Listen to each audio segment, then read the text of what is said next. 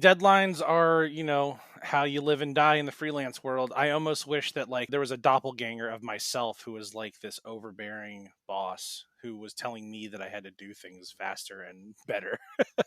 Yeah. Well, that's the tough thing. Nobody's looking over your shoulder if you're the person in No, charge, no. And you right? can spend a whole day just doing absolutely nothing, playing online games and taking care of household chores and everything, and the business isn't getting supported at all. And you can feel guilty about that. Or you can work on the business too much and not take care of the house and your household responsibilities, your family stuff, and feel guilty about that. So, John, really excited to have you back on the show. And we're talking about indie publishing, something that you've been doing for a while. I've been doing for a while. We've both been kind of grinding this thing out for several years now. A lot of highs, a lot of lows, a lot of Yeah. pros, a lot of cons, a lot of what have yous. And so I'm excited just to chat about all these different angles because I know a lot of people who listen to this show, they're thinking about it. A lot of people are like, hey, I just want to design games. It's a hobby. It's a fun little thing. I don't want to dive into the business side of things, and I understand, and I would say that's probably a really good decision overall. But for those of us who are gluttons for punishment, who love to just lash ourselves publicly and go through the gauntlet that is a publishing company as far as board games, let's start off with the why. What in the world made you want to do this? Because it's not easy. A lot of it's not that fun. It's gaming, it's fun. A lot of stuff not super fun. So give me kind of the deep down why of why you got into this, and then we can unpack everything else. There's probably like a surface level answer about like my experience with tabletop gaming and all the the whole origin story of our first release and all that stuff, which I've talked about a million times. So I'm gonna try and go a little deeper this time.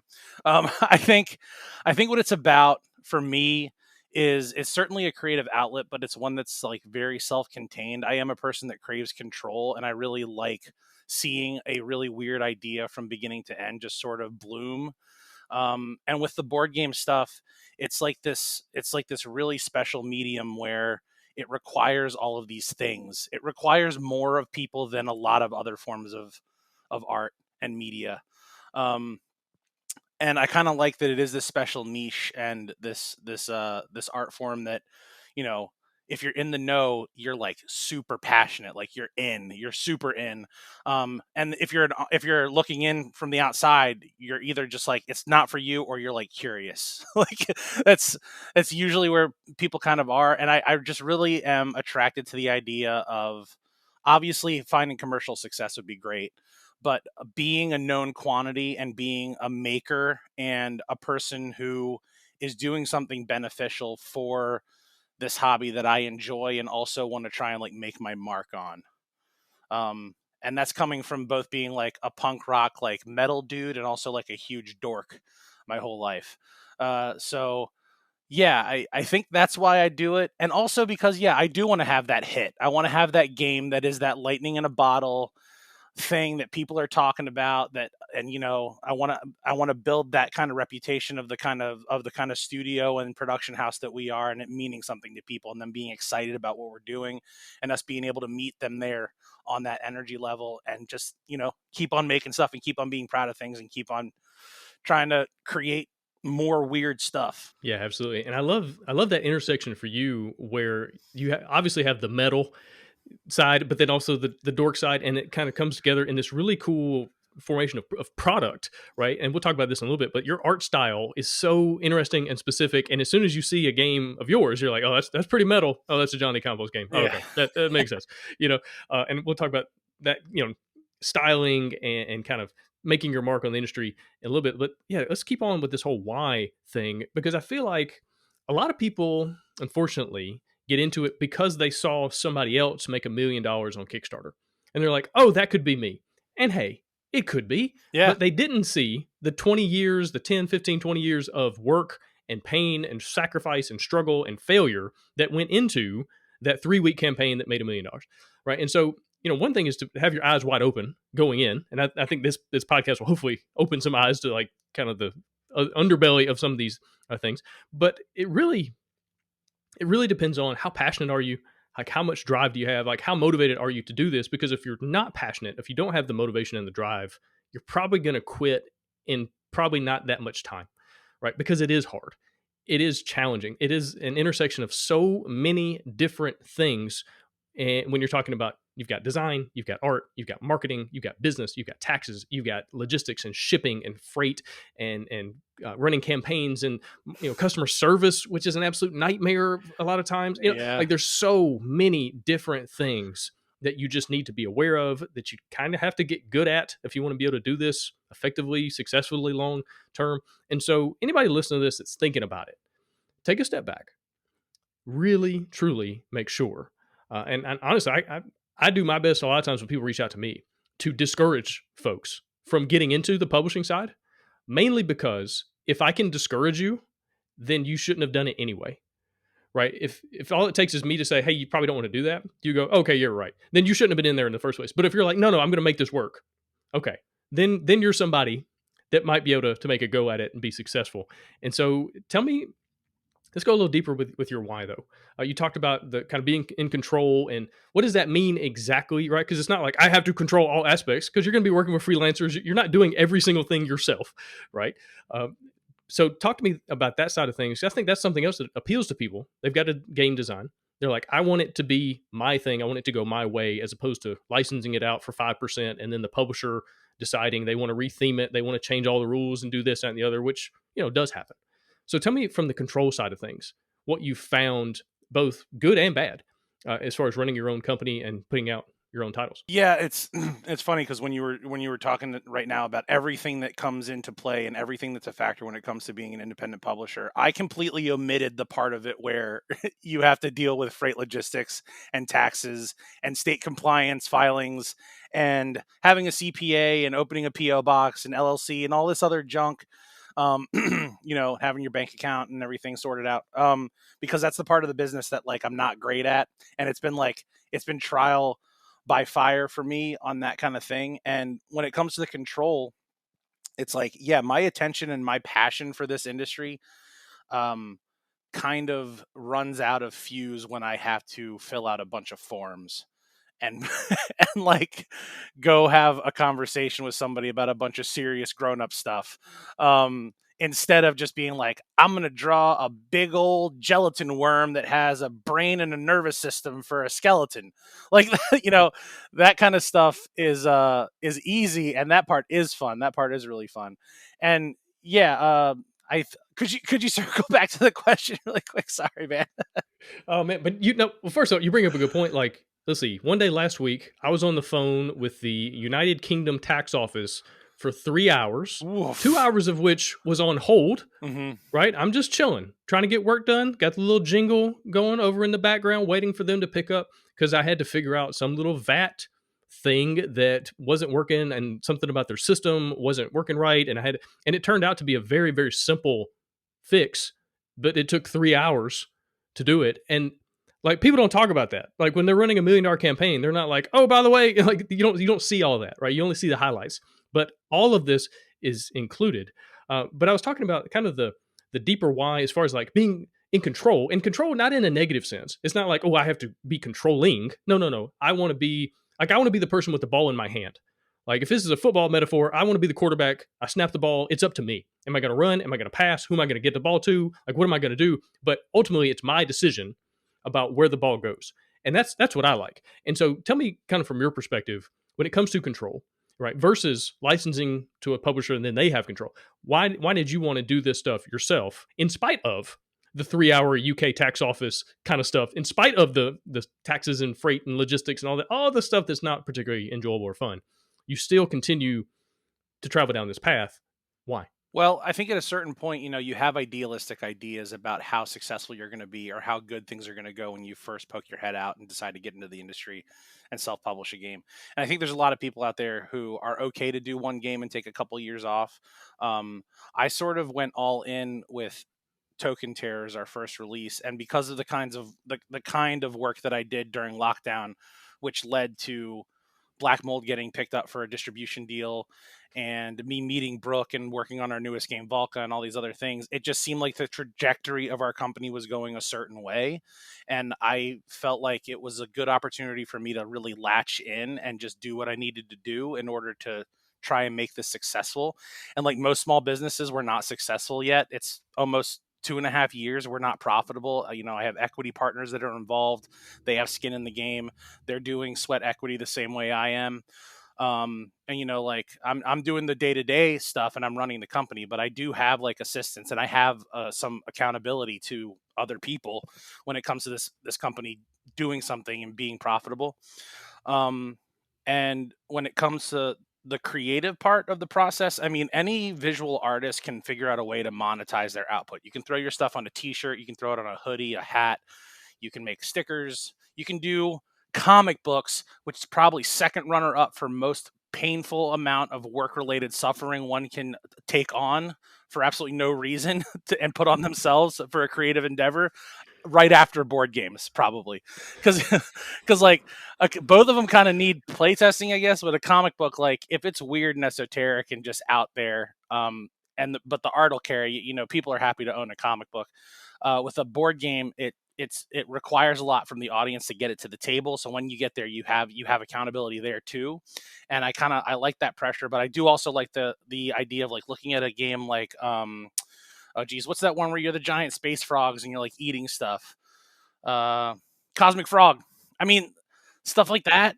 Like being able to have like that game got really well received, and it's just like this absolutely bizarre concept, and I like the idea of just like cracking through the norm and being like this weird outlier. And you know, consciously or unconsciously, that's what Terrible Games ends up doing with our releases. But I like I like angling towards trying to expand it into these weird places. Yeah, for sure. It's kind of funny. The other day, I was talking to my wife. We were in the kitchen, just having some kind of conversation.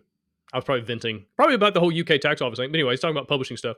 And my daughter, my 12-year-old, she walked up to me and she said, "Hey, Dad, you write books and you make games." And I was like, "Yeah." She goes, "Which one's harder?" I was like, "Oh, sweet child, let me tell you some stories. Yeah. Writing a book, I mean, you just sit down and you just start typing. And yeah, you're probably going to have an editor and some proofreaders, and people are going to kind of give you feedback and stuff. But it's kind of easy in a lot of ways. As long as you can manage your time and energy and like get the ideas flowing, the book will happen. You could spend years on a game that never ends up being any good. And you won't know that until 100 playtests in and 1,000 hours, and you're like, wow, I need to throw this in the trash. And so it's just it is hard, and I want people to, you just got to grasp that. Can you do it? Absolutely.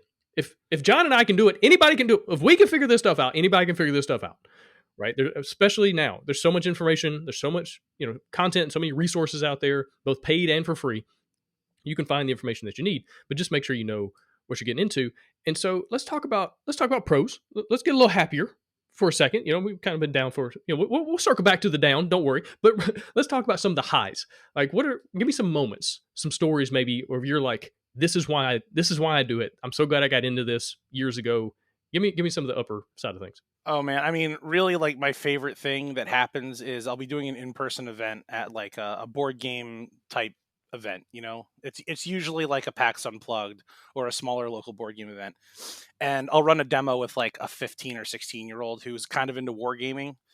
And I'm talking about Token Terrors right now, obviously, because that's a very small footprint game that we can demo really quickly. Like we can demo it, we can get it onto a small surface and demo it in 5 minutes. And having somebody just immediately within like two turns, like they click and they start making moves and like impressing you with their strategic mind, and they're looking at the other factions that they're not playing and getting excited about the game. Like that first introduction when they meet something new and they see that it just aligns with their interests and the things that they like about the hobby, and then having that spark between you where you're like, I'm excited about a thing, you're excited about a thing, this is so cool, I've like found this person that we share a wavelength, this is awesome. And yeah, and yeah, that's just my favorite when you have those moments inside of selling and just being in the hobby also. Yeah. Anytime a complete stranger who owes you nothing, right? They don't have any reason to say nice things or be kind or polite or that. Like, we've never met before, and all of a sudden, either we're in the same space, like you're talking about, at the same table. I'm demoing a game. Let me show you this cool thing, or it's just online. They're a million miles away, and they're just posting about this thing. But the fact that you created something that created an experience that they enjoyed, that they were able to get people around a table or even just by themselves with a solo game, but to enjoy this experience that you crafted especially over the course of years, right? They took all this time. It's like giving birth. You know, luckily birth only takes nine months to get there. Sometimes games take 10 years, right? But to finally get this thing out into the world and people to enjoy it the way you intended, I don't think there's anything better for a creative person, whether you're an artist, a writer, anything, where someone, like you're saying, you're on the same, you find the wavelength and they get it and it clicks and they go, oh man, this is good. Oh, it doesn't get any better. Like it kind of makes up for all the downside of things. But give me something publishing wise. All right, that was a really cool like customer story. Maybe give me something else on the publishing side of things that just kind of, I don't know, something that sticks out in your mind, to highlight, something you look back on, maybe a deal that worked out really well, anything like that that kind of makes you happy. Um, yeah, from from the distribution side, I know that this is purely about just like kind of financial and commercial success, but there is a store locally. I don't know if it's like in bad taste to name them out. I feel like I should plug them just because they kill it. It's called it's called Third Eye Games in Annapolis, here in Maryland, and we have a bunch of great retailers who have taken us in and have taken our product, and they sold a bunch of product too. But whatever these guys are doing, I don't know what they got in the water down there, because they have sold probably like 12 or 15 cases of Token Terrors Battlegrounds, and they keep coming back. And they picked up our newest. We did this really small micro secret release called Pocket Wars. It's a little $8 little pocket size game. We didn't take it to Kickstarter. It was a very small, contained little pub game. They picked up copies of that. They've sold a bunch of the solo games, and again, it's from the business standpoint, from the publishing standpoint, it is validating to be able to see that, like, you have bumps in the road when it comes to reviews. You got your BGG reviewers who go in there and give you a score of 5 after playing the game one time. Um, and you got the content creation circuit where people have different kinds of things that they say and all of that. And then having like this completely just untouchable validation that, like, this, 35 copies have sailed out of the store. Something about communicating the game a different way. I'm not really sure what it is, but that is like, I'm not present to have any influence over that, right? Like, obviously they want to sell games; it's their stock; they want to sell the games. But every time I get a reorder, I'm just like, boom, yeah, I know, we have a good product. Like, we made a good thing and it's good, because that's one of the things that does. For me, I can't speak for anybody else. Um, it doesn't matter that you raised $30,000 on Kickstarter, or that you got a couple reviews that gave you a hard 9 lurking on a 10, right? That stuff does happen and it's amazing. But there's still that imposter syndrome thing with the game that's out, that's been proven, that you're just like, I don't know if it's actually good. Like, the demands and the different ways that people place value on all manner of things in the board game world. It can make you question things that you don't need to worry about, because there's just so many moving parts and so many points of view and so many opinions about what makes a game good, what makes it the best. So that still exists, and that part is kind of tough, because again, like, yeah, the validation is also something that I crave, and part of the reason I want to keep pushing to do more in the industry, because I want to make that big game that people are just like, it's a real head turner. Yeah, absolutely. And I think I know I've talked about this on the podcast before. It's like, why are you going to get into this if you don't want to have a game that people think is the best of all time? Well, Right? sure. Like, don't get into it thinking, oh, I'm just going to make some mediocre games. Like, no, you get into it thinking, I have an awesome idea. I'm going to bring it to life. People are going to love it. And now it doesn't always turn out that way. Most of the time, it doesn't turn out that way. That's okay. But you still strive for that, right? And hoping for that next idea to be the thing that takes off. But I want to get back into the game store idea, because I think this is a cool angle as well, that you really get to experience as a publisher that you don't really feel necessarily as a designer, and that's contributing massively, potentially, to other people's success, right? You are helping a small business make money, right? You're making money, they're making money, everybody wins. Like, I love that. I love being able to send checks to um, graphic designers and artists and writers and freelance. Like, I love paying them, because it's like, I'm helping you make money, you're helping me make money. Like, we're all, the rising tide is bringing us all up, right? And anytime you can contribute to somebody else's success, it just feels good. Like, it's just an innate human characteristic. Like, it just feels good to help other people Dude, feel good and be successful. yeah, piggybacking off of that, I was having a conversation with the creator of our most recent campaign, and we were just talking about the numbers and like kind of getting prepared before we hit the launch button. And he was like, "Well, I'm really nervous. Like, I don't know what's going to go on." And I was like, well, you know what? Yeah, this is a bit of an experiment because I probably spent like, I don't know, $500 on boosted ads over the Meta suite, which performed okay. And then I just pulled them and was like, you know what? I don't want to give my money to this company anymore. It's not really working. And instead, I'm just going to focus that money on paying for sponsored content and smaller content creators and content creators who are interested in our work. Um, and get them to do stuff for us. And I think that, like, if they can stand behind the product and they can give any amount of coverage on it because they see that, like, it's the real deal, that's great. And I try to leverage my honesty and the transparency that I try to put out online about the process and the game and everything, and including my feelings of being excited and any misgivings I have about where things are going in the industry. I try to put it out there just so people know who I am, and they they feel like if the game is a good fit for them, and if they want to support me, and if they want to support these other people that I'm, by separation supporting, or helping to lift up, then it's all good, man. We're all in the circle of board game ecosystem life, I guess. Yeah, that's a really good way to look at it. And something I've been really trying to do recently, especially going into next year, I've got a lot of stuff going on next year, but is identifying key partners, right? Whether it's content creators, graphic designers, artists, different people that I can say, hey, I've got all this stuff coming down the pipe. You in the past, we've either worked together already or you've posted reviews and you already like my stuff like that. I want to work together. Here's where we're going. How can we figure this stuff out? That way, one, you've got a constant. If it's a YouTuber, a reviewer, or something like that, you've got a constant stream of content, which is not always easy. As content creators, sometimes we're struggling to find like, oh, no, I need to make the next video or podcast, or whatever. And so to have that partnership to say, I'm going to send you a steady stream of content.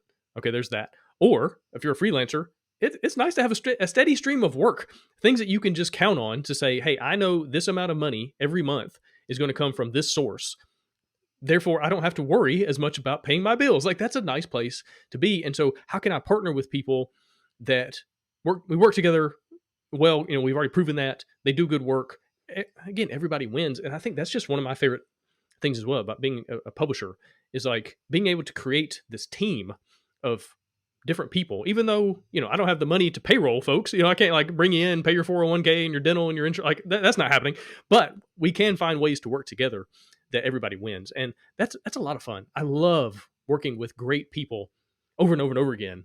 And so, if you notice in my games, you see a lot of the same names that show up as far as editors and proofreaders and graphic designers and artists. I just like working with folks long term, and building those relationships is a lot of fun and that you don't really get to experience if you're only licensing your game out, unless you're Scott Holmes and you license 45 games to Button Shy, Mhm. or like that definitely happens. But no, I love the relationship side of things. Tell me some of the relationship stuff you've experienced, whether it's graphic designers, artists, different folks, where you just keep coming back. Is there anything like that stands out? Oh, sure. I mean, this right now, Gabe. This is my the second time on the show, or third, Mm. second or I third don't time on the know. show. We've had a lot of offline conversations too, so Yeah, I we've don't had know, it some all offline kind of runs together. conversations. Yeah, I mean, kind of trying to dispel some of the doom and gloom we have about entering as an independent publisher. It is about networking, community, and relationships. And the Board Game Design Lab is, one of the beds of that of some of the supportive structure that makes up this industry. For anybody who is thinking about taking that plunge and hearing some of the more dire kind of things you have to undertake if you become an independent publisher, also understand that, like, there is a support system, and there is like a very open and generous community of people who want to see you succeed and are going to lift you up and give you information and have you do things. For my part, what's been really interesting recently is I speaking also to how Meta has just made it a pay to play situation. There's nothing organic about audience building on any of these platforms at this point, especially Instagram. So I moved to TikTok, and we have like 3,200 followers over the last like 4 months, which it doubles my IG audience that I've been trying to nurture for over 2 years. We're seeing I'm getting to meet the board game TikTok people. All of them are, on different sides of the industry, whether it's an indie publisher or a person who wants to sell their game or a person who's just working on games and likes to talk about design. Then the whole reviewer sphere and the content creation, uh, you know, group that's on there. And I have started to form some relationships, which are only facilitated by this meeting point of board game design, board game production, and enjoying the hobby, right?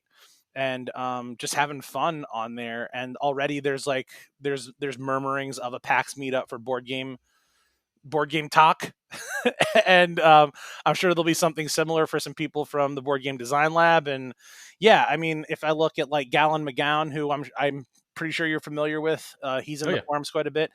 Yeah, I worked with him. He developed a solo game for Token Terrors. We still, talk from time to time. And he ended up hiring me for his new game that's designed by Chris Back called Mint Monster Mashup, which I'm having a ton of fun working on. Or there's Jim Kavanaugh, which we both launched our first projects at the same time, and every couple of months we just tap each other on the shoulder and go, "Hey, how you doing? How's everything going? How's the board game world? Are you going to be at PAX? Things like that." I mean, me and Jim had like a moment because we launched at the same time. So we were talking about this the other day. It was sort of like this little micro support group where we were bouncing ideas off of each other and trying to like, quell some of that really kind of like not great feeling that you get when you're running a Kickstarter campaign, especially in that middle slump area. Um, but yeah, these are all relationships that are formed because of my want to try and make it in this industry. And I'm better for it. I get better games for it for sure, because a lot of these people have great minds and help you come up with really good ideas for making your games better, or communicating the way that they play better, or getting them to the table easier. All really good stuff. Yeah, definitely. All right, staying in that vein, let's talk about networking. Let's talk about conventions, right? I know you've gone to conventions, big and small, right? You've had booths, you've done the demos, you've tried to sell copies. Tell me kind of the pros and cons of going to conventions. Is it worth going to the big ones? Is it worth going to the small ones? Like, kind of, we don't have to talk specific dollars and cents, but like overall, the general like finances and money involved, because there's a lot to it that people don't realize, as far as, again, back to logistics and shipping and freight and all that kind of thing. So give me kind of the highs and lows as far as conventions. So the first thing is like, if you're anything like me, then you have to learn by making mistakes. And the mistakes that I've been making with cons, at least initially, was like I would go in with just like 25 loose cases of our games just in the back of my Prius. And like it's just a pain in the ass to move around. So then I got these compactable plastic tubs. So I take everything out of the case, and now I have these 6 giant chests that compact down to these flat rectangles. And then I got a cart, and then I bought a table. So all in, probably with our booth, we got to be like at least 2 Gs for just the booth stuff: tablecloths, vinyl stands, signage, tables, little podiums to do demos, all this different stuff. We bought some electronics and things like that. So there's that expense. Then we have something like what I did last Saturday, which was the Maryland Toy Expo. It was $150 for a table. So I'm thinking I'm going to cruise in here. I'm going to triple my money. It's a 1 day event. In, out, boom. Wrong. None of that happens. I was actually probably about $30 under 150 on a day I did a 2-hour install on Friday the day before, showed up at 8 a.m. on my Saturday, and then stayed until 5 p.m. and ate Egg McMuffins all day, because that's what I had time to pick up before I went in there. I met a couple cool people. I sold like 4 copies of our game. And there are some pros when you have an event that goes like that, and it's not the Maryland Toy Expo's fault. It's a toy convention. It's not a board game convention. But there's always this like there's this variable of the unknown when you go to these nerd adjacent events like an anime convention or a comic book convention or a toy convention or whatever it is. Because we did a video game music festival last winter called MagFest, where we made like 4 Gs. It was awesome. The table was like $380, and we almost cleared. We got over $4,000 in sales. This was amazing, and we were like one of 3 board game tables at that event. We also went to PAX last year, and we like barely broke even. But that booth is a lot more expensive because you're in a concentrated zone of interest at an event like PAX, and the networking capabilities and all the other the fringe benefits of being a board game industry person and having a booth at PAX, and the exposure and the marketing. I mean, yes, there are all these intangibles that come with doing the expo circuit and the convention circuit, and I don't think any of them are really that predictable. Like you can put down $1,200 and hope for the best, go in with a bunch of product, and wow people with exclusive releases, or unveil a new release of people. If you have that kind of notoriety in the business, and you're going to come into something like PAX and be like, we're unveiling our next big thing, that obviously is a huge marketing grab. But it is about the FaceTime. That's what I try to tell my partners, because when we went to go do the Baltimore Comic Con and over the summer, I think it was like $1,000 for the table for 3 days, which is really not bad, especially since it's in our hometown. And they were like, "Yeah, I don't know, man. Like, these expenses are starting to pile up. Like, I'm not sure if this is a great idea." And I was like, "Well, here's the thing, guys. We're not investing anything in online marketing, and I understand that like this is a time sink because no one who works this convention is going to be paid. But the thing is like it's a 1-to-1 investment for anybody that gives us the time of day. Like anyone who walks over and talks to us, that is worth its weight in gold in marketing power because we're meeting them face to face and they're getting to interact with our product and you're hearing the information from the horse's mouth. That stuff is way better than them cruising through an ad or hearing somebody on YouTube tell them it's a good idea. And if it translates to sales, great. But mostly my rule of thumb with these events is like if we break even, I consider that good. That's if we just don't spend money to be there, that's cool for me.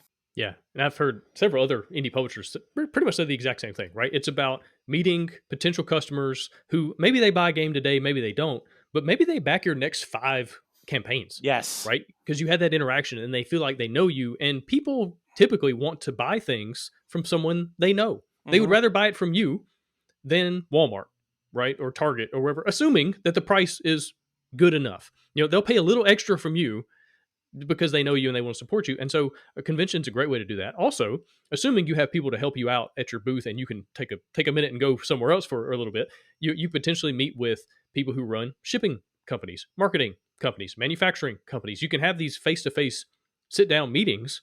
Meet with designers, meet with other publishers that maybe you want to partner with. Maybe you want to localize. Maybe they have a company in France and they're interested in making a French version of your game. I have a Well, now I you have, can sit down. yeah, no, I have a perfect case in point for this. Nathan Muner, who made a solo Mint 10 game called Doom Machine that did really good on the Game Crafter, personally came over to our table at PAX last year, put their hand out, said, "Hey, I'm Nathan. I really like what you guys make. I love the whole style of it. It's just really up my alley. I think it's really cool. And if there's ever like a thing where we might be able to work together later, that would be cool." Didn't hand me a card. I think probably bought something, grabbed like a game. I think they grabbed a copy of Repugnant, and I was like, "Great, this is so great. I know exactly who you are. I know the things you've done. This is awesome." And then when we developed a solo game for Black Mold, where the player interface is inside the J card insert of the cassette, and it's a little solo roll and write thing called Black Mold Solitude, I went to Nathan. Nathan knocked it out of the park. It's an awesome game, and we were able to provide our backers with a neat little side solo roll and write game on top of our other offering. Um, and that in person meeting doesn't happen anywhere but at places like PAX. Right. The serendipity of running into someone at the lunch line, waiting on the food truck to make everybody's hamburgers, whatever, and all of a sudden you're like, oh hey, you're this person. Oh, you're that person. Now let's shake hands. Oh, hey, here's my email address. Send me a message. Like I've met artists that way. I've met designers that I've met on my side is a little different too because I'm not just there at a convention necessarily for my publishing company. I'm also there for the Board Game Design Lab. And I can't tell you how many people that they've said, "Hey, who are you?" And I'm like, "Oh, my name's Gabe. I run a podcast called the Board Game Design Lab." And they're like, "Oh, I'm a game designer." I'm like, "Oh, okay. Have you heard of my podcast?" No. Oh, well, let me tell you about it. Sure. And have brought so many people into the community who had no idea the Board Game Design Lab was a thing. And that person maybe would have never found it otherwise, right? So just that the possibility of being able to interact with people, bring them into your company or whatever it is, or just to get to know cool people. Like there's a lot of cool people at conventions, so that's always nice as well. As far as the big conventions,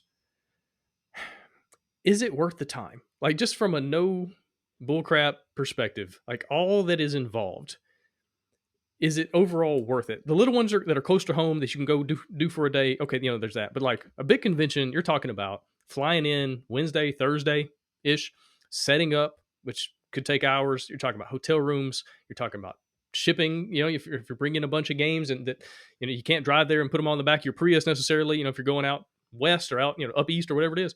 Now you're talking about logistics. Now you're talking about you have to rent tables. That's another thing people don't realize. These convention centers, they are happy not only to rent you the booth space, but also the chairs and the pipe and drape and like all the You stuff. need a third chair, sir. You need a third one of those. That'll be $85, please. Yeah. You need another People don't table. realize it. That's $160. Thanks very Right. much. So, big question on a lot of people's minds: is it worth it? What are your thoughts? I mean, we're going to PAX, and unfortunately for us, there was a snafu with some of the logistics for Black Mold, and I was basically banking on us having that in our hands when we went to PAX this year. Something I've seen with that game is people walking by and just being stopped in their tracks because they see the cover art, and immediately it just like grabs them. They ask us what the game is. I'm like, it's a game. It's a horror game where your turn lasts as long as they hold their breath. Their jaw hits the floor, and they want to buy it immediately. This happened dozens of times last year at PAX, and we only had a preview copy. So I'm thinking we're going to go to PAX this year. We're going to knock it out. Wrong. Well, not wrong. We're still going to do good. We're going to do great. But unfortunately, and this is another hazard of the indie publishing space, it's like you have well laid plans. You got to set up for these things like PAX Unplugged 6 months in advance, many, many months in advance, where all your intentions and all your little plans about your board game delivering through freight that's all happening before October. No problem. No problem 6 months ago, me. That's going to be here, and I'm going to be great at PAX, and I'm going to sell Black Mold. Not the reality. Black Mold got held up, and it's not. It's actually on a boat right now. It left on the 3rd, and it won't be here till the end of December. PAX will be over, so it is what it is. I'm hoping it's worth it. We're still going to do an exclusive drop. We're doing a Token Terror Season 1 variant color line called the Outcasts, where you're going to open a bag and you're going to get one of 5 color variant factions from Season 1 with their own power set, their own names. Cool little blind bag action. We'll have Pocket Wars, of course, and it'll be great to see people. However, if I was going in there with like 12 cases of Black Mold plus our backstock of Token Terrors and everything else we produced over the last 2 years, like in hand, I would feel a lot safer about it. So we're going to see how it goes. I think all in for PAX Unplugged with a demo table in the demo area, we're in it for like 1,800, something like that. It's in Philadelphia, so I can drive it. But then we got the hotel on top of that, which I think is another like 800 or so for the weekend for 2 nights. So yeah, we gotta clear like around 3K to make this to break even, and by my standards, have it be okay and be good. Um, but if that doesn't happen, hopefully our presence there will do something for us in the long term. I think there's a lot of new people who are entering the space, especially when it comes to content creators and people who are reviewers and all things of that manner that are going to be at PAX. It'll be good to just make those connections. So, I'm going to try not to beat myself up about it if we don't perform as well as I'd like. But, again, this is just one of those things that is a risk when you commit to these events, because pulling out is not really an option. I don't think that they have like a no refunds cancellation thing. You might get some of it back, but you certainly wouldn't get all of it back. Yeah, and you bring up a great point. And I've talked to several publishers who had to just bite the cost and airship some stuff, and pay an astronomical amount of money just to be able to get, a handful of demo copies, I right? wanted to do So, that. I asked about that and I was told I could not. They were like, what was the reason? our logistics, or actually, it wasn't even our logistics guy. It was our rep from Masia. So we're doing manufacturing with Masia, and he was like, "I don't know what to tell you, man. Like, it would delay the delivery and be insanely expensive because everything is shrink wrapped, palletized in a container, sitting at the Uh, dock, ready to leave. It's ready to get on a boat. We can't. mhm, There's probably cranes involved with right. getting that Yeah. that container down and to a place where they can pull inventory from it. So it was just a no good. If I'd remembered to let them know that that was a priority for me, that I needed, it didn't even, I was getting my hands dirty and was getting ready for Volca and trying to tie a knot on the logistics on getting this Black Mold delivered. I completely neglected to give them the heads up, like, hey, this clearly isn't going to deliver by the time PAX happens. Please send me 10 cases via airmail before you guys put them on the container. Didn't even think to do it. Right. Well, something you think about next time. And I can't tell you how many holes I've fallen into that when I see that hole again, I'm like, I'm going around that one. I'm not falling into that pit this time. But that's just kind of part of it. And that's business no matter what you do, right? If you Yeah. start a restaurant or you start a whatever, you're going to fall into these pits. And so, yeah, next time you'll know. And but that gets to an interesting point though. Focus is so hard because you have a million things going on. And, I think we were already chatting about how, like, you just launched a campaign today, as of recording this, the day you launch, but you've already got stuff in the works for the next campaign, which is coming up, probably several months from now. You're already working on that as you work on the thing that's coming to Kickstarter right now. I'm the same way. I've got like 12 projects I'm working on for next year. Like, it's bananas. It's crazy. And so the idea that you would be able to just take a day and focus on anything is just never going to happen, because you're always going to get emails. I got 4 messages this morning that I didn't anticipate that have taken up, they took up all my morning. Whole morning. Right? Yeah. So all the stuff I had planned, of everything I had scheduled for this morning to get done and do this and worry about that. Oh no, all these other things popped up. I'm like, well, I guess I got to deal with that first. And maybe this afternoon, after we get done recording, I'll get to the things I was going to do this morning. But that's just kind of the nature of the beast, so to speak. And so, speak on focus. What are some things you do, whether it's scheduling wise or any hacks, any little productivity, anything you found that works for you and your company to get things done when you've got a million things going on? I mean, I really lean on the voice command stuff from my phone because the moment I have some sort of obligation, regardless of whether it's board game related, I immediately just go, "Hey Google, set a reminder, put a calendar thing, do it now." The moment the moment that that I'm notified that a thing is happening, I immediately add it right away because if I don't do it then, it'll end up slipping through the cracks. Um, I mean, routine I think is a huge player when it comes to being able to focus because you have to set your brain into patterns where it's expected to do certain things at certain times. That's for me at least, we have a pretty good consistency schedule because we have an 8-year old, so she's got to be off to school pretty early in the morning. After I get home from dropping her off, I have a 5-hour window including lunch to do stuff, and that could be grocery shopping, that could be washing the dog, that could also be filling out the power of attorney forms for our international shipping logistics provider. And in the process of doing that, spending 20 minutes going to the state registry online and making sure that all of our credentials are proper. And then getting a thing from the state comptroller's office saying that we need to send them a $25 check. Like it's all of these different things happening. So yeah, I just try to give myself some grace also. And I think that, I do feel, I feel a little bit like beheld to mention to anybody listening that like I personally am in maybe a slightly advantage. I do come from a place of privilege when it comes to my relationship to the business because my spouse earns enough money to support our family without, like, if I don't make enough money month to month doing freelance, the lights aren't going to go out. Um, and with that, I do try to keep my nose to the grindstone and be proactive about getting the business where I want it to go. But I also accept my duties as a stay-at-home dad and a supporter of my spouse and try to allocate my time and budget my time towards those considerations as well, which includes spending time with my family and nurturing my friendships with my bandmates and the people that I spend time with outside of work who I play music with or that I play D&D with or whatever it is.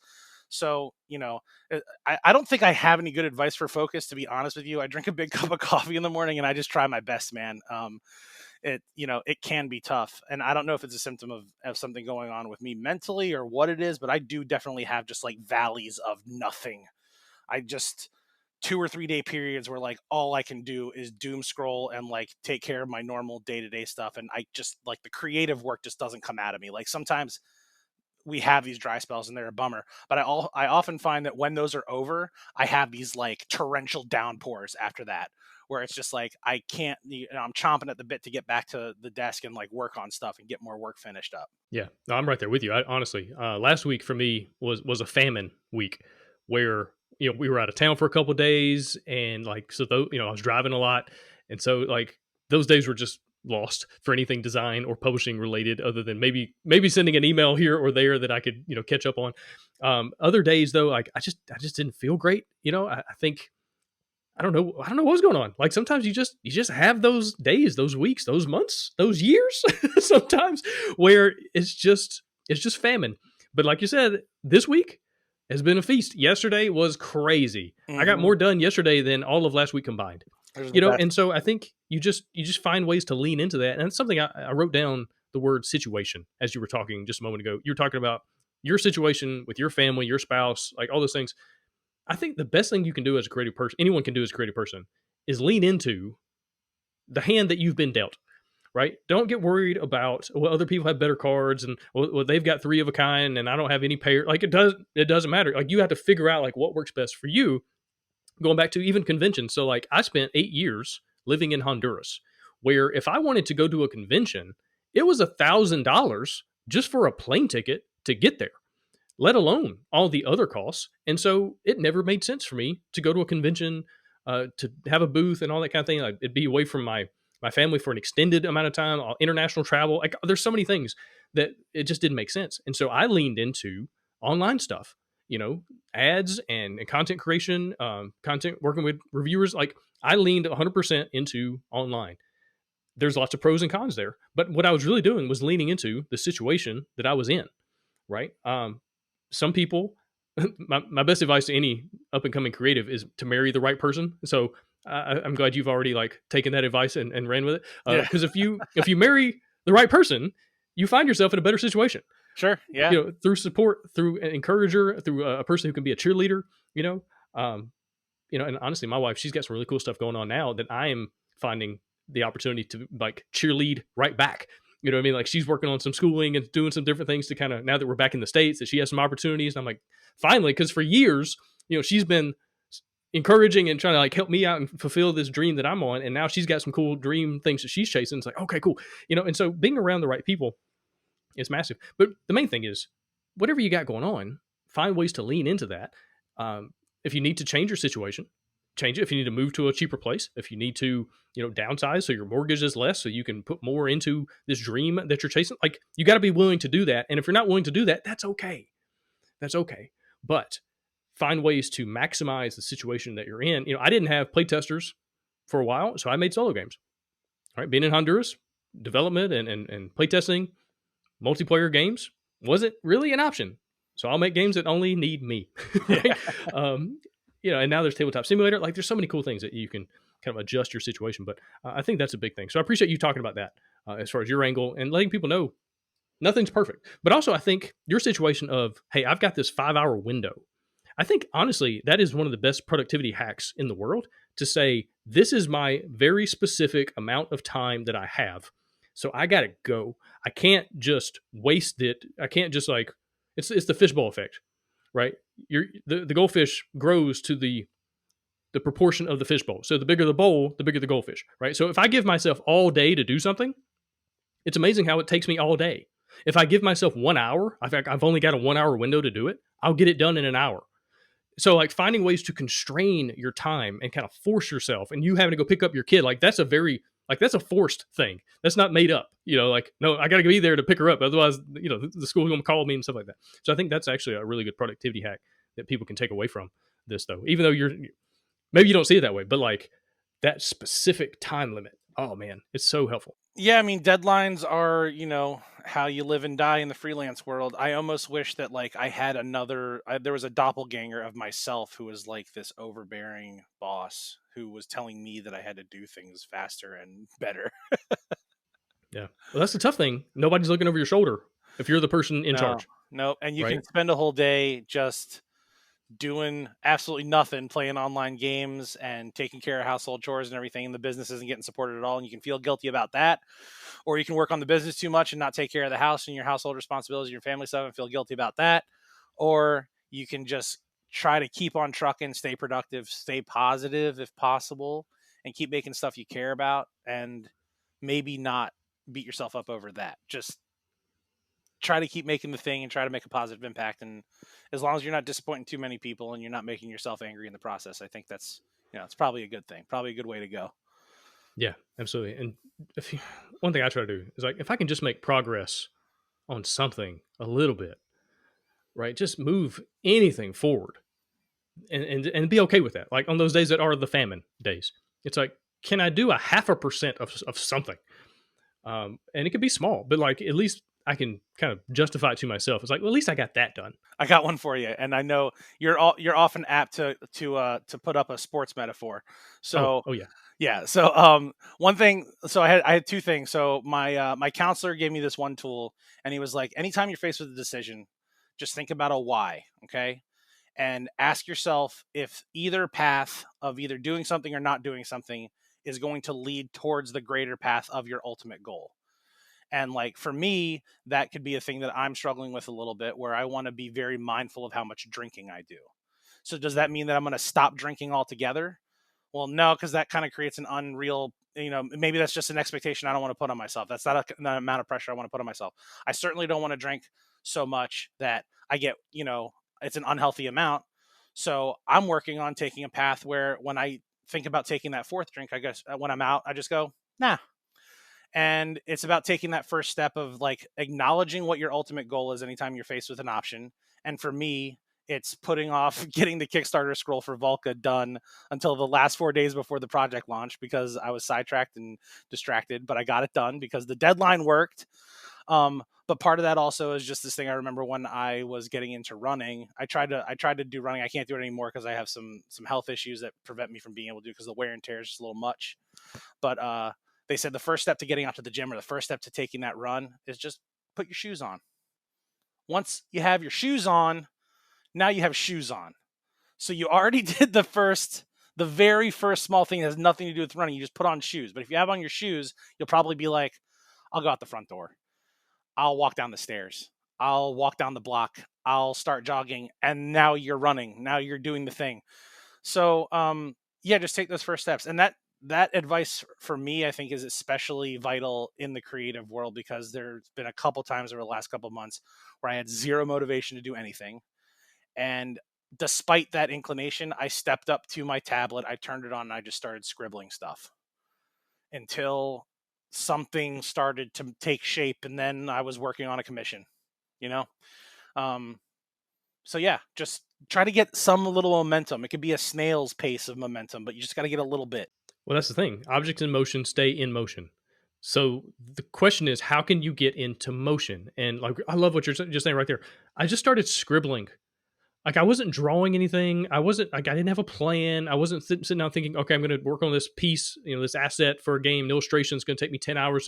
There was none of that. It's like, I'm just going to sit down with the tablet and the pen in my hand, and I'm just going to draw some scribbles. And all of a sudden, you get a little ounce of motion, like you're saying, motivation. And then that turns into something else. I heard a guy one time, he was talking about how he wanted to get healthier, into better shape. But anytime he had a goal of like, okay, I'm going to work out 5 times a week, I'm 5 hours a week or something like that, he just wouldn't do it. And so he turned his goal into, I'm just going to walk through the door of the gym. That's the goal, to open the door and go inside. And if I want to turn around and walk right back out, that's okay. I have accomplished my goal for the day. But what he found was 99.9% of the time, once he walked through the door, he's like, I'm already here. I might as well hop on a machine. I might as well get on a treadmill. I might as well, do some little crunches or sit-ups or something. And maybe it'll just be, I'll just do one. I'll just do one exercise real quick. And then you do one. Like, I could do another. And all of a sudden you get that motion, that motivation, that momentum. And so finding ways to do that from a game design standpoint or publishing, I do that with email. It's like, man, I'm done. Let me just do one email. Let me just answer one customer service thing or one manufacturer request, whatever. Let me just do one. And then I'll do 50, right? Because it's like, I just want to do one. And all of a sudden you get that momentum. And so I think that's really sound advice. It's, don't think too big because it's overwhelming, right? If you're looking at this massive thing that's going to take a long time, it's like, no. Start, like you said, put your shoes on. Yep. You just got to put your shoes on. You got to put your shoes on. And then, you can expand that metaphor further. And if you're an indie publisher, then you're going to take 6 plates and put them up on giant 8-foot rods and start spinning them and just see how long you keep that going. That's, Yeah. that's That's it. just, that's all you got to do. It's super Right. easy and fun. That's it. It's just that easy and just that hard. So let's switch gears a little bit. Let's talk about standing out, right? What are some ways that a new publisher can stand out? There's a lot of noise. There's no telling how many Kickstarter projects, GameFound projects, maybe not Indiegogo, BackerKit projects going on any given time. How do you stand out, especially if you're just starting? So much noise, so many other games coming out, so many other big companies running massive campaigns. How do you stand out amongst all the rest? Well, I think that from given our position and our stature in the industry, I think it is still about those relationships, about forming relationships with not only the people who want to see your stuff get made, but also all the folks that surround getting a game, seen in the industry as part of it. Uh, Obviously, and this is my completely biased opinion, I think that great artwork really goes a long way. For me personally, if you're like me at all as a board game hobbyist, uh, I'll play a game that doesn't look great. I might not own it though. I would almost certainly own a game that is kind of a whatever game but looks amazing. Like I'm a visual person, and I'm not saying that like I'll just buy any game because it has awesome artwork. The artwork has to do something specific for me, but I think what it really telegraphs to people, especially if just by looking at it, If it has something a little bit different to say, that's obviously helpful. But the artwork telegraphs the amount of care and passion that's actually inside the box, because you don't judge a book by its cover, sure, but what that cover is still telling you is that there's somebody who really, really cares about the stuff inside because they want to make a really good first impression. Um, and then obviously it's the way you communicate your stuff. For us, I think, art is probably the standout kind of feature of our releases that would make us kind of cut the noise a little bit. And we're also doing stuff that is just supposed to sort of subvert what you typically see in a specific genre. For example, and I'm not trying to get onto a plug train here, with Black Mold, we did the thing where your turn lasts as long as you can physically hold your breath. With Token Terrors, we developed miniatures that are multifunctional and dice-like in shape, so they're super durable and travel friendly. With Volca, we're doing a battle card game that, very publicly and loudly in our messaging breaks all the rules. There's no action points, no casting costs, no hand limit, and no mercy. These are common mechanisms that you see in a lot of card games where there's a resource that has to be spent and collected in order to summon creatures, or you're only allowed to have X number of cards in your hand. So yeah, we want to do something that's just going to give you a quick little shock to get you to turn your head around and go, "What's that?" And then if you turn your head around, you're looking, you're like, "Whoa, that artwork's really weird and interesting and rock and roll." Hopefully from that point, we're going to get you to take that next step to maybe go read the project feed or back the campaign or visit our website or whatever it is. Because I don't think that any game designers who are out there, regardless of what level of success they have in mind for themselves, are going to make a game that's going to be memorable and good if it's made for every single person who exists in the hobby. The more the more you try to meet mass appeal and the more you try to crack the code on doing this thing that's going to be acceptable and beloved by everyone in the board game hobby, trying to do something that is like capitalistically driven purely for the sake of being acceptable and mass marketable, I think is probably a mistake and would render a game kind of boring, at least to me. And yeah, I look more for the stuff that is weirder, but I also acknowledge it. Like I'm probably not gonna make a lot of games that like check the box for the cozy gamer who wants anthropomorphic, giant-eyed, super deformed animals running around in aprons collecting acorns or freaking pine cones or whatever it is. No shade on those games. I like cozy, cute animal games too. I just know that I'm not gonna make that game probably. Um, and that's just the nature of what it is. But mostly to stand out, just make something that you're super excited about, that you believe in, that you think is great, that you think is awesome and should be shared. As long as you're doing that, I think you're on the right track. And always try to advance. Always try to keep moving. Like whatever the skill set is, whatever you're working on, just stay the course. That's one thing that I've been thinking about a lot recently, especially with like really big companies that have been in the business for a long time. They've been in the business for a long time. They had growing pains too. They had missteps, they had mistakes, they probably had really thirsty years where they weren't doing well. We just didn't see that because we weren't there at the time. So for me, it's really about it's the long con. Like it's not easy to be an indie publisher. Sure, we're 2 years old in the industry with actual product. I'm going to stay the course and keep doing this, and hopefully we'll grow to the point where we have that stature and that notoriety that'll get us where we want to go. So many things change when you start thinking in decades, right? When you stop thinking, oh, my next campaign, it's like, no, no, no. The next 10 years, what does it look like? And all of a sudden, you make different decisions and you think things differently, right? And it doesn't necessarily have to be like, oh my gosh, the sky's falling, all this. It's like, no, no, no. 10 years, right? Now, that's not an excuse to be lazy and put things off. Like, oh, I got 10 years. Like, no, that's not what I'm saying. But like thinking long term. The other day, I was playing some of my playing baseball, playing. I was playing baseball with my son. There it is, and he hit a bunch of balls. He's pretty good. He's only 5, but he can switch hit already, like naturally. I didn't teach him that. Like he can just go right or left, which is phenomenal. And so he hit a bucket of balls, both sides. And then we got done. I was like, all right, so let's go, go get a popsicle or something. And he said, hey, I want to throw some pitches to you. I was like, oh, okay. So he went over there to the little pitcher's mound we had set up, and I got by, next to the plate, got the baseball bat. He threw me a ball, and I crushed it. Like it went so far. Like I don't know what. It's just pent up aggression or something. I don't know. And he looked at me. He said, "Wow, Dad, you're really good at that." I said, "Well, son, I've been doing this for decades." And I thought about it. It's like, even though I hadn't swung a bat in a long while, the fact that I swung a bat for years and years and years and years and learned the technique and figured it out and trial and error and all the things that went into it, it's like I could step up and hit a ball all of a sudden. It's like, oh, how does that apply to business? the longer you do something, the more you learn, the more information you get, the more scars you have. You figure things out, more pits you fall into and learn what not to do. But the more swings of the bat, to a point where you get to a place where you have an opportunity and you can crush something that 20 years ago, 10 years ago, whatever, you couldn't have just because you weren't there yet. You hadn't had enough swings of the bat. And so I think it's just something important for everybody to understand, even if you're just designing. More than likely, if you do this for 10 years, the designs you come up with 10 years from now are going to be a whole lot better than the stuff you're doing right now. That's the idea, right? Just kind of keep growing, keep learning, keep getting better. And don't get disheartened when things don't turn out today. It's like, no, we're thinking in decades here, and just have that perspective. Yeah, and I try to remind myself about the subjectivity of what classifies as a success, and how many different boxes you can check off for how many different people, given the things that you're trying to design and put out in the world. And yeah, I don't know if the perfect game exists. I think the perfect game exists for everybody. Each person has a game that's perfect for them. And I'm just trying to make a really cool thing that I think should exist and other people would probably enjoy. And right now, there's 256 people who agree with that, which is great. Right. For right now, we Right. have 256. I hope we can double that at least by the end of the day tomorrow. We'll see how Right. it goes. Just, I think that's the thing, though, man. It's like perspective changes everything, and just being realistic, being hopeful, kind of all this stuff, meshed in there together, but also just enjoying the ride. I heard a guy; he's a millionaire, multi gazillionaire, and he said, "When I was 20, I wanted to be a millionaire. When I became a millionaire, I wanted to be 20."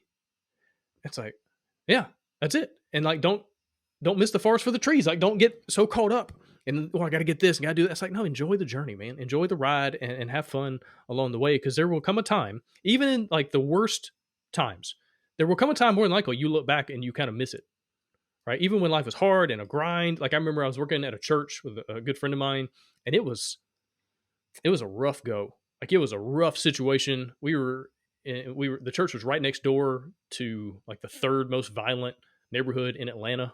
If you base it off of violent crime and all sorts of terrible things, and life was hard. And I remember when, after years, that church was closing down and some things had changed, and a lot of different things had gone on. And we were talking about it, and it was like, in some ways, this is kind of a relief. Like this really difficult, challenging time, we're kind of moving on and doing different things. I was moving to Honduras, like all sorts of stuff was going on. And I looked at him, I said, you know what though? I bet you some years from now, we're going to look back and we're going to miss this. We're going to miss like certain parts of this. We're going to miss it. And sure enough, man, several years later, we were chatting one day, and it's like, gosh, do you remember this? And you remember that? And yeah, it was hateful and awful, but man, that was kind of fun, wasn't it? It's just interesting how we are as humans, and kind of how our minds work. But to your point, if you're bringing stuff to life that you are proud of, you're passionate about, you're excited, you're having fun, I don't know. It just seems like a good reason to get into indie publishing. You Yeah, know what I mean? if you can get there. I mean, the other thing to also just like check on reality is that like the bar of expectation when it comes to this industry now is not for the lighthearted. I think you can put out a smaller game that has like maybe a lower production value or something with like a really modest funding goal, and I would never knock anything like that. But if you start getting into the 5-digit funding goal requests, like there's a certain thing that comes with that, and getting around the learning curve of understanding how to set up that visual and written communication to people to educate them on what you're trying to do, and also just like kind of meet the standard for what people in the hobby have come to expect when they come to a campaign like this. There could be a class. I know many people have written books about doing all manner of things in this industry, but I don't think I don't think I've learned everything I can about that side of marketing or really being effective on that side of things. I'm going to keep on learning. I feel like this one we did a really good job on this one. But I'm hoping that like the lessons that I've learned through the mistakes of my past projects and all the different growing pains, that like they're gonna unconsciously coalesce into the decisions I make into these next campaigns, right? These are things that you think about when they happen years ago, and you're like, I'm not going to repeat that mistake. And hopefully they kind of stick with you. And when you make when you arrive at similar choices the next time you come around, hopefully those lessons are already sort of embedded in your decision making, so that you're always just slightly improving every time you come back to the table. I think at least with this upcoming campaign, I really feel like we were able to do that. I was looking at the campaign page this morning, and it looks good. It looks Thank you. really good. I'm really excited for you. I'm really proud of kind of where you are in your journey. I've been able to see it for the most part, Oh, the you've been whole there. whole journey, and so it's Yeah, really man. cool to Yeah. see you and so many other people in the Board Game Design Lab community that I've been able to kind of watch them, go from like that initial post of like, "Hey guys, here's my idea," and now years later to see them have success, to have them here on the podcast, all sorts of different things. It's just, oh man, it's so cool to be able to do what I get to do. And but circling back real quick though to the standing out part, I think it's another thing to really think about is like you've been finding ways to niche down, right? Through the artwork, through the types of games, through the angle of the games. You're talking about like we're gonna kind of subvert ideas and subvert, but you're not you're not coming out with a game that's like, okay, here's a 3 hour worker placement. Okay, here's a 20-minute party game. Okay, here's a 45-minute deck builder. Like you're not just bouncing around, which unfortunately our designer brain has a tendency to bounce around to like all these different very, obtuse ideas. But from a product standpoint, a company business standpoint, it makes so much sense to niche down and say, I'm going to plant my flag here. And when people see this, they're going to know it's me, right? Whether it's through artwork, types of games, whatever. Like my company, more and more going into next year, leaning into this whole best with one brand. Like I'm just going to focus on solo games. That's it. I'm not going to worry about other stuff. And the ability to kind of lean into that, plant my flag and say, this is who my company is. I think it goes a long way. Now, over time, hopefully you grow, you build up, and then you can kind of branch out. And if you want to try some things, experiment other ways, you can do that, create another imprint or another brand. But I feel like early on, especially, just saying, this is who I am, this is what I do, this is the style, these are the angles, whatever, and then go from there, both from a marketing standpoint of people being able to understand who you are and what you do, but also just from a focus standpoint, it just makes things so much easier. And I think you're doing that. And so I'm really excited kind of for where you are now and also Oh, for what's ahead. thanks. Thank you. Yeah, I mean the niching down thing is just like I can only really I've been this way kind of my whole life. I even had like school teachers who were either on one side or the other on the fence of me drawing during class, where I had a couple teachers who were cool with it because they acknowledged that like I had a passion for this thing. And I don't want to use the word talented because I think you can kind of become great at things just by trying really hard. But I was just drawing all the time, and some teachers allowed it to happen because they would ask for recall during the class. I'd have heads down and be drawing, and they'd be like, "Can you answer that question that I just like? What's the answer to that question? I'm calling on you. You're not paying attention or you are. So which is it?" I'd still be drawing. I'd be like, I'd answer the question because I was actively listening. I just wanted to keep on working on my drawing of Gambit or whatever it was, um, and that's why I think the catalog of products that we put out look the way they do and feel the way they do because I'm able to execute and get the energy and the inspiration to get out of bed and put a stylus to a tablet or whatever it is, or answer a million emails to get out these things that excite me. When it comes to like Black Mold, um, that was a lockdown game that I just got really obsessed with and pumped out the art package for it in like 10 days and put everything out online, just really excited about ordering the Game Crafter copy and getting it to the table and play testing it more. And just on art package alone, we picked up this big co-publishing deal. Um, and Black Mold wasn't supposed to release last year at all, but the co-publishing deal made it so that it was the right thing for us to do as a company. And we still had a really intense like year and a half or after the amount of time of work I did on the game where we were just playtesting it to death and getting it ready. And it is a big box, Gabe. It's a real big game. It's got 2 inserts. It's got all these wooden meeples. It's got like 380 cards in it. It's crazy. And yeah, when it comes to like finding your niche and stuff, initially going into this whole entire like proposition, I just wanted to be the Token Terrors Battlegrounds guys. I wanted to just be grid based, near perfect information, low luck strategy games. Like that was our thing. And it has our cool little minis. But as we started exploring new designs and getting exposed to Brooks' work, but also like stuff like Pocket Wars, where that got developed internally by Lucas, one of our equity people, and he just worked it up, and I just pushed it over the finish line. I gave him an art package and did some layout work and got it ordered. But like, yeah, we're just working on the stuff that excites us, that we think brings something new to the table. Like, and that's part of being a small independent publisher too, is when you're sitting around talking shop with your partners or your co-designers or whoever it is, your other board game hobbyists, you're sitting there with the gears sort of slowly turning like, oh, what about I had an idea when I was getting ready to officiate a wedding the other day. I had a game. I was like, what about a game that's a roll and rote, where you roll a bunch of dice at the top of the game, and every player fills out a sheet with values that they think should go places that are meant to mess with the player to their left, because that sheet that they have in front of them doesn't belong to them. It belongs to the player to their left, and now that person has to deal with the choices the person to their right made. And now you have this whole thing where you can have, cards or whatever that pass sheets around to different players after other values have been erased or allocated to different things. So now you have, is that a subgenre, Gabe? Has anybody done anything like that?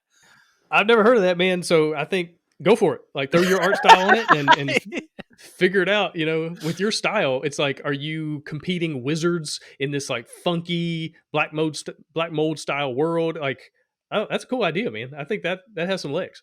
We'll see. I don't know. I don't know what the theme is. I have no idea. But I thought, but that's the thing, is from my mind, from a marketing perspective, and knowing what I know about the hobby, if I put that phrase "roll and wrote" past tense in front of people, just that by itself, hopefully, would be enough for people to go, "Huh?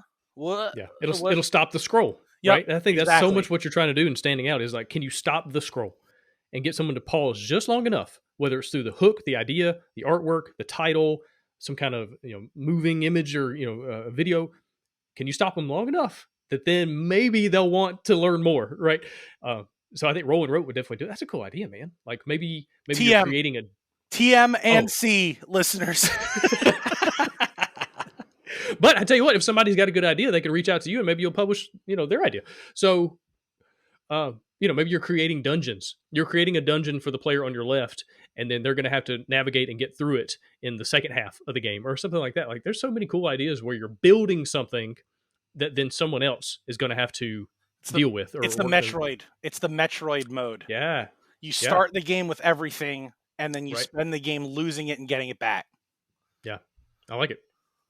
All Well, right. thanks. Well, there's your next idea out of another 100. So never a shortage, man. Well, John, this has been excellent, dude. Real quick, tell people a little more about the game that's on Kickstarter right now. What's the elevator pitch? Where can they find it? All that kind of thing. Absolutely. Volca is a savage dice and card battling game made by Australian artist and musician and awesome person Brooke Penrose. We spent about 2-ish years developing the game into a really snappy strategic card battle game for 2 to 5 players. It also has a seriously robust, nearly standalone, uh, potency solo game that we call the Lone Quest, that uses some core mechanisms from the multiplayer battle game, but tosses in a dual layer player interface board, a cloth map.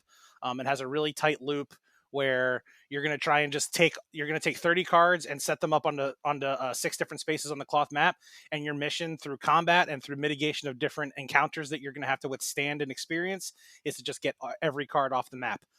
I played it a bunch. I've beaten it one time. um it does have some random input, but I think that that's part of the fun. I think that most good games have a decent amount of random input to make you feel like you're gambling just a little bit. Some of the reason you won is mostly because you made really good decisions, but there's a little bit of luck in there. um there's also a 2-player mode that just takes the core system and sets it up with a draft so that you get some very even draw piles for some nice head-to-head battles. The artwork is absolutely amazing. Brooke outdid himself. That was the initial reason that I talked to him about licensing a game. This is our first licensed product where I'm not doing anything really on the artistic side. And yeah, we're offering a bunch of really cool exclusive things. We're doing a campaign discounts and a Kickstarter exclusive Familiars booster pack, as well as a complimentary, like, it's a $12 MSRP, but we're giving it to backers for free. It's a 20 card micro expansion for Volca, where you get a new warband and a series of events and items that are just new and upgraded and a little bit more complex. Um, and yeah, please back the campaign. Our funding goal is like 12,275. Right now we're looking pretty, as of the recording of this podcast, we're around like 8K, I think. So we're looking pretty good. I'm stoked. Thanks everybody who's backed the campaign so far. And yeah, just to also speak to the business side of things, because I think that this is definitely something that I want to get out to people. Um, we did something that, from what I understand, is not the norm of the industry and a little bit different. And I don't know if we bit off more than we can chew. We're going to see. But we're doing this deal with Brooke called the 10-10-10 deal as an independent publisher. And the way that it works is We gave Brooke no upfront cash to produce the over 120 unique illustrations that he did for this game. So he's getting 10% of whatever we earn on the Kickstarter after fees, straight up. Um, the second thing he's getting is 10% of the product that we produce, up to 200 copies, will be delivered to his front door at no cost, and he can do whatever he wants with that merchandise. The third thing that he is getting is a 10% royalty paid annually in quarter 4 of every year once it is available to the public. So any sales we do in the pledge manager, or obviously anything that we do in the Kickstarter, doesn't happen there, but retail sales that happen after that, he gets an annual 10% royalty. This is the kind of deal that I would want to see if I did the amount and caliber of work that Brooke did on this game. And as its sole creator and the person who was the core designer for the game, I think that this is absolutely a fair deal. And I hope that now that I've set this precedent, other publishers do the same thing for artists and creators and designers, or something similar to it. And if you support this campaign, not only are you helping prop up my small publishing company and the other 5 people who have equity in Terrible Games and want to see it be a profitable, real thing that matters to people in the hobby, you're also giving direct support to a super creative, kind, working artist who deserves to not only be compensated, but feel validated in the quality of work that they've done through the amount of pledges and support we see on this campaign. So that's what I have to say about that. And yeah, for anybody who backs us, thank you so much. We really do appreciate you. Yeah, very cool. And that's VALKA, right? Yes, and it has this symbol over the A. I don't remember what it's called. Yeah, gotcha. Volca. That's cool, man. That's an interesting way to do the contract. I'm actually doing something kind of similar going into some of the projects I have next year, where it's one of those like, if I win, we all win kind of things. Like getting some people to partner in, and it not being a okay, here's your hourly rate or here's your project fees. Like, no, you're going to make a percentage of the campaign. And if the campaign has 1,000 backers, you make this. If the campaign has 10,000 backers, you make that. And we all are successful. You know, we all have skin in the game. I think that's a really interesting angle you can take from the indie publishing side that, I don't know. We'll find out. Maybe you and I can do a podcast here next year, kind of unpack. Hey, was this a good idea? Maybe it shouldn't. Maybe it should be 8, 8, 8 or 12, 12, 12. Or, like we should figure out the different numbers or percentages. But I think there's so many interesting opportunities to do this kind of thing, especially as an indie publisher. And again, partnering with amazing people to bring stuff to life. Yeah, absolutely. And for anybody who's curious about like our stance on taking outside designs, this is just the way I want to do things because this is the kind of company I want to have. If you don't do the artwork yourself, I'm just not interested. Sorry. That's just me. If you it's not necessarily about people having artistic skill, but I want to see games come to the table that visual artists want to see made. Oh, that's interesting. I like that angle though. That's the kind of stuff that I want to make. We have been approached by a number of designers, and some of the designs look cool, but I'm not going to get out of bed and do the illustration work myself. And I'm not going to contract an artist for stuff that doesn't excite me enough to do the work myself. So I'm kind of at an impasse at that point. For right now, unless it's an absolute disaster, my 10-10-10 deal, if you put a game in front of me that I find compelling or I think has under a year of development in front of it, that has a great visual look and comes from a person who is a competent and stylistic visual artist, I am interested in that. So hit me up if you're that person listening to this right now. Right. But again, it's just a way that you can kind of plant your flag and say, this is what I do. This is the box I'm going to live in. I've got some stuff similar to that going into next year where it's like, bring me a game. It has to fit in this very specific size box. It has to be under a very specific weight number.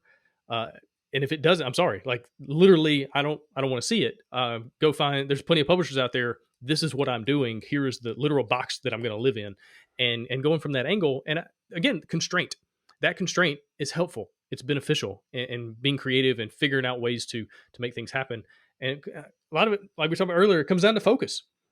Right? It's like you only have so many mental things you can do in a day, and so just finding ways to focus and say, okay, here are the constraints. Period.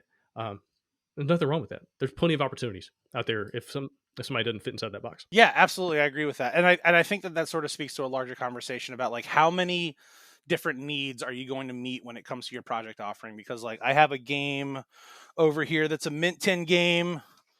I can't remember the name of it. It's not too big. This game is pretty good. you could easily put miniatures on the table, a full board, and all these other things, and make it gigantic. It would play exactly the same, and it really just depends on the experience you want. Because if you want to push a bunch of tiny 9 millimeter cubes around a playing card, you can do that, which is what this game does, and it is a good game. It's fun, um, but there is a whole nother conversation when it comes to the deluxification and the immersion and the amount of art you're able to get onto a mint tin and the amount of art you're able to get onto each of these cards and all these other things. So it just kind of depends on like where your sensibilities are. I don't think there's like a right or wrong. I really want to make a mint tin game like, if those ones take off, man, they can be huge because, the product offering has a very low barrier of entry, low shipping, fish in your pocket, probably a cool game inside. But, if you're a collector, every once in a while you see those games that are basically the same weight as the game inside of that mint tin, but it's got giant monsters. It's got popped out, punch board and all these crazy cards and artwork and inlays and all these different things. So, um, yeah, I think especially in the indie space, it is just about experimenting and kind of seeing like what works for you. I think one thing that's been interesting for us is that we haven't really like hung our hat on one thing. That wasn't really our intention going in. Like I said, I wanted us to just do token terrors forever and do infinite expansions or expandalones. But we've ended up creating an original RPG, a horror survival game, a card game, and a semi-abstract. So like, I don't know, man. I'm just, I'm just kind of like figuring things out and like kind of taking, going where the wind takes me, I guess. Well, John, man, this has been excellent. Good luck with the campaign. I hope it does really, really well. But thank you so much for being here. Thank you for your time. Gabe, thank you so much, man. Thanks for everything you do for the community, and really appreciate you having me on today, man. A pleasure as always.